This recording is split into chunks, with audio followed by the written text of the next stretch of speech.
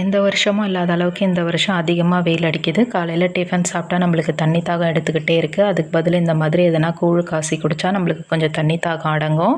இதுக்காக நான் நைட்டு பார்த்திங்கன்னா ஒரு கிளாஸ் கேழ்வரகு மாவை ஊற வச்சுட்டு படுத்துட்டேன். காலையில் எழுந்து நொய் அரிசியை நல்லா கொதிக்க வச்சுட்டேன்.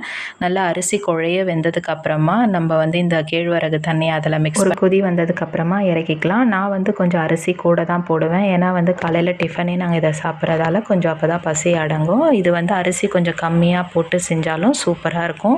அதாவது ஒரு கிளாஸ் அரிசிக்கு 2 கிளாஸ் கேழ்வரகு ஆட் பண்ணி சாப்பிட்டிங்கன்னா அதுவும் ஒரு டேஸ்ட்டாக இருக்கும். நம்மளுக்கு தேவையான அளவுக்கு ஒரு பாத்திரத்தில் தனியாக எடுத்துக்கிட்டு இந்த வெங்காயத்தை பொடியாக நறுக்கி போட்டு ஒரு கிளாஸ் தயிரை ஆட் பண்ணி நல்லா பிசைஞ்சு தேவையான அளவு உப்பு போட்டு கரைச்சி குடிச்சிங்கன்னா டேஸ்ட்டு வேறு லெவலில் இருக்கும்.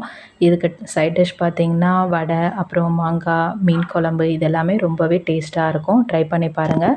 இந்த வீடியோ பிடிச்சிருந்தா என்னோடய சேனலை சப்ஸ்கிரைப் பண்ணிக்கோங்க. தேங்க்யூ.